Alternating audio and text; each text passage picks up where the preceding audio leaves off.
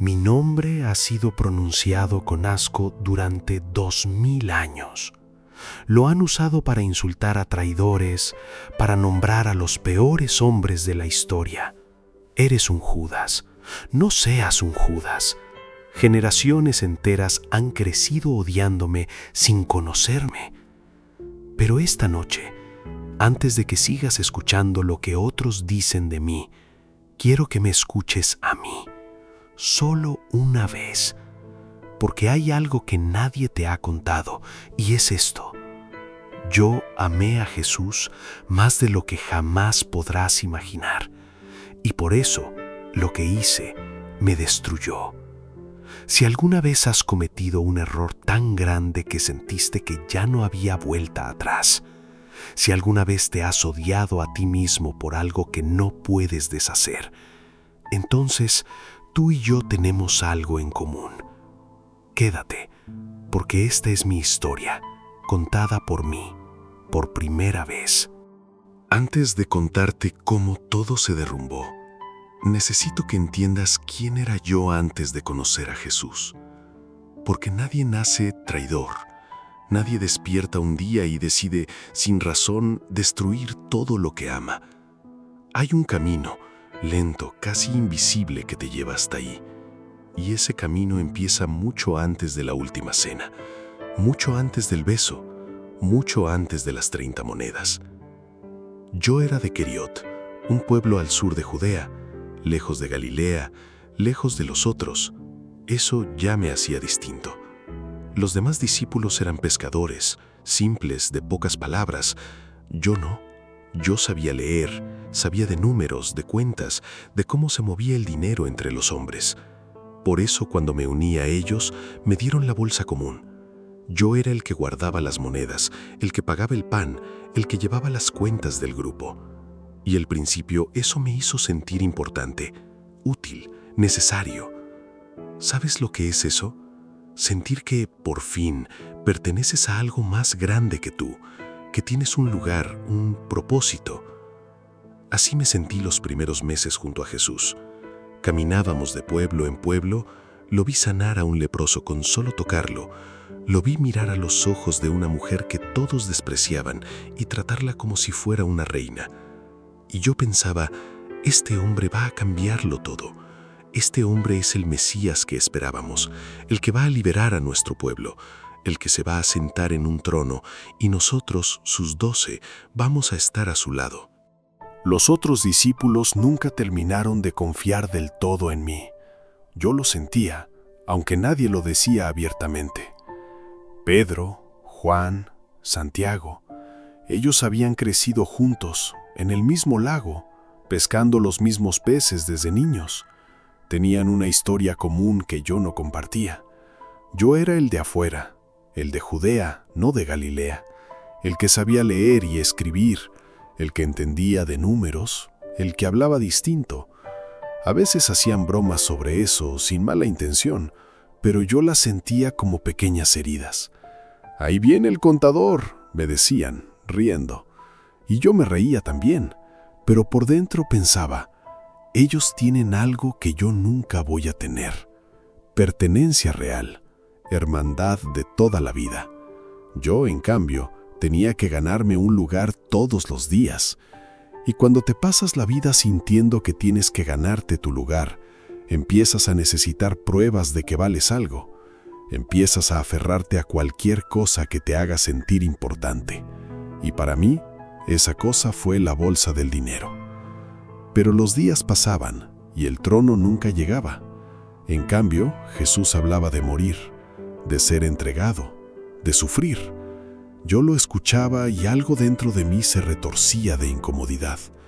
No era eso lo que yo había imaginado. No era eso por lo que yo había dejado mi casa, mi pueblo, mi vida anterior. Empecé a sentir decepción. Y la decepción, cuando no se habla, no desaparece, se transforma, se convierte en otra cosa. En mi caso, se convirtió en cálculo.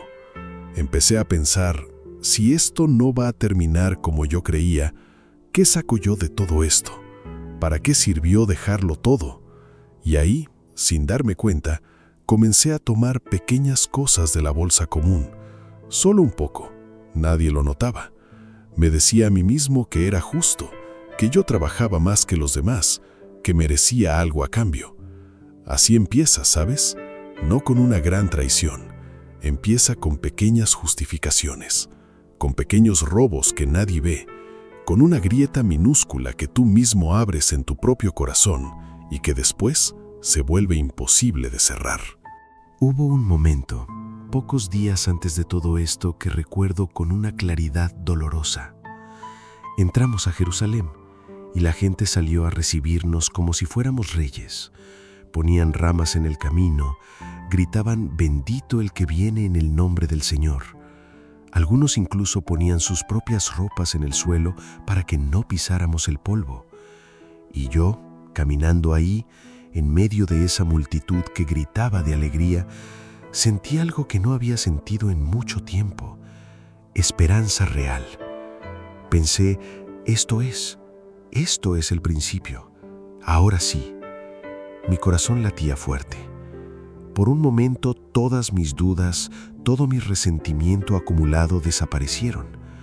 Volví a ser, por unas horas, el hombre que había dejado todo para seguirlo, lleno de fe. Pero esa misma noche, Jesús volvió a hablar de su muerte. Y la caída, después de haber subido tan alto en mi esperanza, fue mucho más dura. Si nunca hubiera sentido esa esperanza, tal vez la decepción no me habría dolido tanto. Pero la sentí, y por eso, cuando se apagó, se llevó con ella algo importante dentro de mí. Hubo una noche en Betania, en casa de Lázaro, que cambió todo. María, la hermana de Lázaro, tomó un perfume carísimo, de los más caros que existían, y lo derramó sobre los pies de Jesús. Toda la casa se llenó de ese aroma, y yo, en lugar de ver el amor en ese gesto, vi solo el desperdicio. Eso podría haberse vendido, dije, y el dinero dado a los pobres. Sonó noble, ¿verdad? Sonó como preocupación por los necesitados, pero la verdad que solo yo sabía en ese momento, es que pensé en cuánto de ese dinero podría haber pasado por mis manos. Jesús me miró, no con enojo, con algo peor, con tristeza, y dijo que dejaran a María en paz, que ella había hecho algo hermoso. Yo sentí esas palabras como una bofetada delante de todos.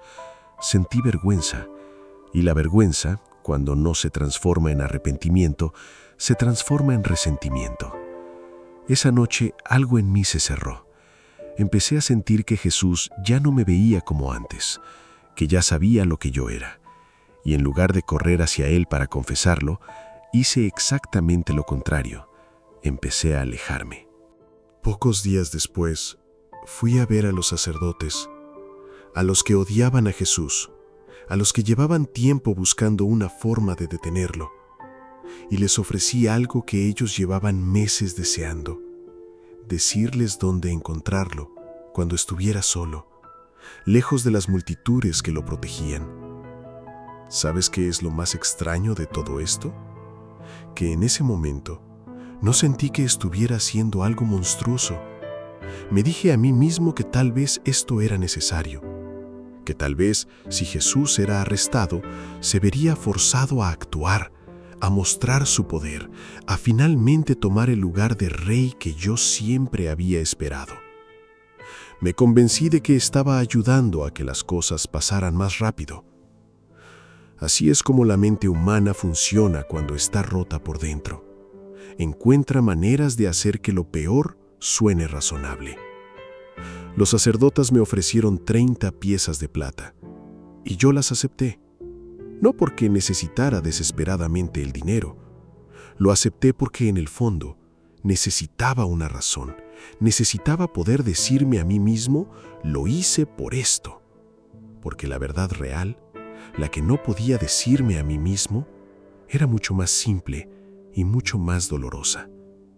Lo hice porque estaba herido y no sabía qué hacer con ese dolor. Esa noche, después de recibir el dinero, no pude dormir. Me quedé despierto, escuchando la respiración de los demás, viendo sus rostros tranquilos mientras dormían, sin saber lo que yo ya había hecho. Y por momentos, algo dentro de mí gritaba que corriera, que buscara a los sacerdotes de nuevo, que les dijera que se había arrepentido, que devolviera el dinero antes de que fuera demasiado tarde. Pero entonces pensaba en la vergüenza. Pensaba en tener que mirar a Pedro, a Juan, a los demás y confesarles lo que había hecho. Pensaba en la cara de Jesús al enterarse. Y ese miedo, el miedo a la vergüenza, fue más fuerte que el miedo a las consecuencias reales de mis acciones. ¿No te ha pasado eso alguna vez? Saber que algo está mal, sentir la oportunidad de corregirlo todavía ahí, al alcance de la mano, y no hacerlo. No porque no puedas, sino porque el orgullo pesa más que la verdad. Esa noche el orgullo ganó, y cada hora que pasaba sin que yo actuara, hacía que actuar después fuera aún más difícil. La última cena, estábamos todos reunidos. Jesús lavó nuestros pies, uno por uno, incluso los míos. Sintió el agua tibia sobre mis pies sucios y sus manos, las mismas manos que habían sanado a tantos, sosteniendo mis pies con la misma delicadeza con la que sostenía a los demás. Y en ese momento, algo en mi pecho se quebró, porque Él sabía. Yo lo veía en sus ojos. Él sabía lo que yo había hecho, lo que estaba a punto de terminar de hacer, y aún así no me apartó, no me señaló frente a todos. Lavó mis pies como si yo fuera digno de ese amor. Y eso, de alguna forma extraña, dolió más que cualquier castigo que hubiera podido recibir. Después, durante la cena, dijo algo que heló la sangre de todos. Uno de ustedes me va a entregar. Los demás se preguntaban entre ellos, asustados, confundidos. Y yo agaché la cabeza, porque sabía que hablaba de mí. Y aún en ese momento, con todo lo que sabía, con todo lo que sentía, no me levanté. No dije, soy yo, perdóname, no lo hagas. Me quedé sentado, en silencio, dejando que el plan siguiera su curso como si ya no tuviera el poder de detenerlo. Y la verdad es que sí lo tenía, siempre lo tuve, solo que el orgullo y el miedo a admitir mi error frente a todos fueron más fuertes que mi amor por Él. Esa misma noche, en el huerto de Getsemaní, hice lo que había prometido. Llegué con los soldados, con las antorchas, con las espadas, y me acerqué a Jesús y lo besé. Un beso, la señal que les había dado para que supieran a quién arrestar. Pero piensa en esto, un beso, el gesto más íntimo, más cercano, el que usamos para decir, te quiero, confío en ti, eres importante para mí. Yo lo usé para entregarlo. ¿Te imaginas la crueldad de ese momento? No fue un golpe, no fue un grito, fue un beso.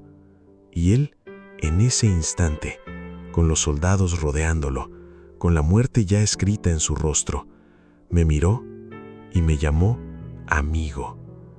Amigo, ¿a esto has venido?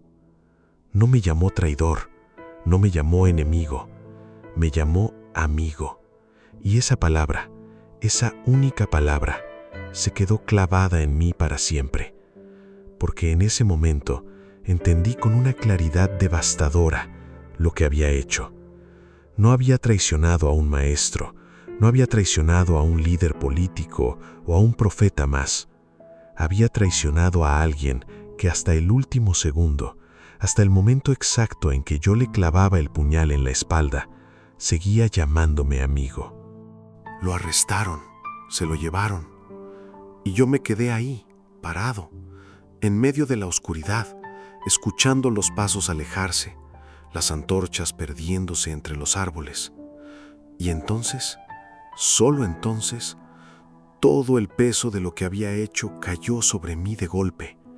No fue gradual, no fue un arrepentimiento que creció poco a poco. Fue instantáneo, como si hasta ese momento hubiera estado dormido, viviendo en una especie de niebla, y de repente alguien me hubiera despertado de un golpe, mostrándome con total claridad el monstruo en el que me había convertido. Corrí buscando a los sacerdotes, a los mismos hombres con los que había hecho el trato, y les dije: he pecado, entregué sangre inocente, les ofrecí devolverles el dinero, 30 piezas de plata que ya no significaban nada, que nunca habían significado nada. ¿Sabes lo que me respondieron? Se rieron. Me dijeron casi con desprecio que ese no era su problema, que yo había hecho mi parte, que cobrara mi pago y me fuera. En ese momento entendí algo terrible. Para ellos, yo nunca fui un aliado, fui una herramienta, y ahora que ya no servía, podían desecharme. Tiré las monedas al suelo del templo, las escuché caer, rodar, hacer ruido sobre la piedra, y ese sonido todavía lo escucho. Después de eso, ya no había nada. ¿Entiendes lo que te digo? No había a dónde ir, no podía volver a los discípulos, eran mis hermanos y los había traicionado a todos, no solo a Jesús. No podía volver a los sacerdotes, ya me habían dejado claro lo que valía para ellos. Nada. No podía perdonarme a mí mismo, porque cada vez que cerraba los ojos veía su rostro, escuchaba esa palabra amigo repitiéndose una y otra vez. Y entonces entendí algo que quiero que entiendas también, porque creo que es la parte más importante de toda mi historia. El problema nunca fue solo lo que hice. El problema fue lo que decidí hacer después de lo que hice. Pedro, esa misma noche, también falló.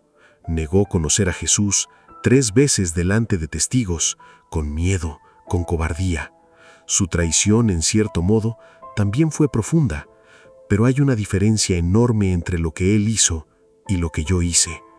Cuando Pedro se dio cuenta de su error, lloró amargamente, pero se quedó vivo, se quedó cerca de los demás, cargando su vergüenza, pero presente. Yo, en cambio, decidí que mi error era tan grande que no merecía la posibilidad de ser perdonado. Decidí, por mi propia cuenta, que ya no había vuelta atrás. Sé que sabes cómo termina mi historia, la parte que sí cuentan los libros. Sé que sabes que no encontré la forma de seguir viviendo con lo que había hecho, y no voy a entrar en esos detalles, porque no es eso lo que quiero que recuerdes de mí. Quiero que entiendas el momento antes de eso, el momento en que todavía había una puerta abierta, una posibilidad, un camino distinto, y yo no lo vi. No porque no existiera, sino porque la voz dentro de mi cabeza, la voz de la vergüenza, era más fuerte que cualquier otra cosa. Esa voz me decía: ya no hay nada que puedas hacer, ya está hecho, no hay vuelta atrás. Y yo le creí. Le creí tanto que ni siquiera intenté comprobar si era verdad. Si tan solo hubiera esperado un poco más, si tan solo hubiera buscado a alguno de los otros, aunque fuera para que me odiaran en la cara, aunque fuera para escuchar un no directo de ellos, al menos habría sabido la verdad, en lugar de decidir mi destino basado en una suposición. Pero no lo hice, y por 2000 años mi nombre quedó congelado en ese momento, el momento de la traición.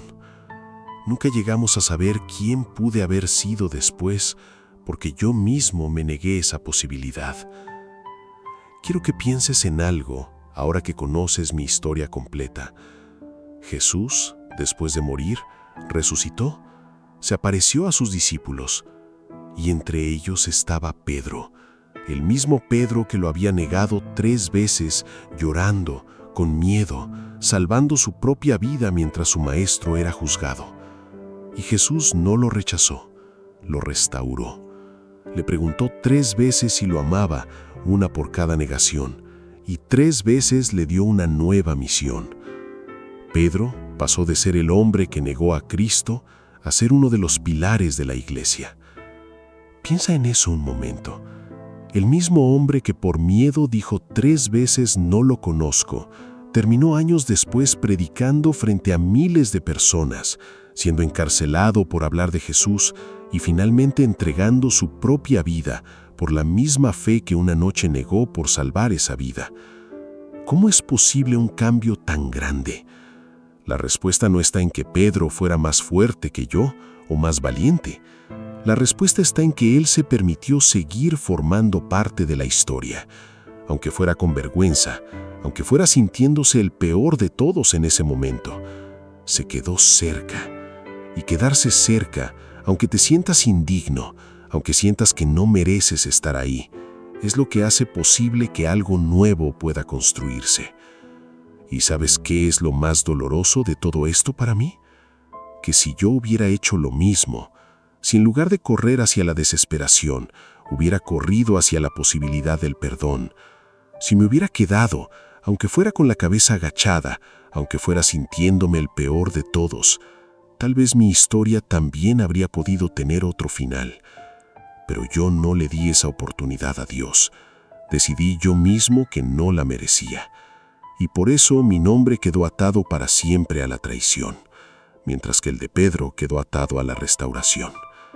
La diferencia entre nosotros dos no fue el tamaño del pecado, fue lo que cada uno hizo con la vergüenza que sintió después. Si has llegado hasta aquí escuchando mi historia, quiero preguntarte algo, y quiero que lo pienses con honestidad, no para mí, sino para ti mismo. ¿Hay algo en tu vida que sientes que es demasiado grande para ser perdonado? ¿Un error? ¿Una decisión? ¿Algo que hiciste o dejaste de hacer que te ha hecho creer que ya no hay vuelta atrás para ti? Si es así, quiero que sepas algo que yo no supe a tiempo.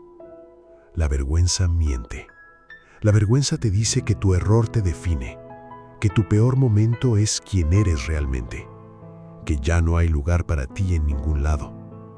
Pero eso no es verdad. Pedro lo demostró. Su pecado no fue su final, fue solo un capítulo. Si tú estás escuchando esto y algo dentro de ti se removió, si reconociste algo de tu propia historia en la mía, te pido que hagas algo por mí y por ti. Escríbelo en los comentarios. No tienes que dar detalles, no tienes que contar exactamente qué fue. Solo escribe aunque sea, yo también cargo algo. Porque a veces, lo único que necesitamos para empezar a sanar es saber que no estamos solos cargando ese peso. Y tal vez, leyendo los comentarios de otras personas que también cargan algo, te das cuenta de que tu historia, como la mía, todavía puede tener otro final. Esta fue mi confesión, la primera vez en 2000 años que alguien me deja contar mi historia desde adentro y no desde afuera. No te pido que me perdones, no me corresponde a mí pedir eso. Solo te pedí que me escucharas y lo hiciste. Gracias por eso. Si esta historia te llegó, si sentiste algo mientras la escuchabas, suscríbete a Confesiones Bíblicas. Cada semana, otro de nosotros, otra voz de la Biblia va a sentarse contigo, así como yo lo hice hoy, para contarte su historia. Porque todos, de alguna forma, cargamos algo. Y a veces, escuchar la historia de otro es lo que nos ayuda a entender la nuestra. Nos vemos en la próxima confesión.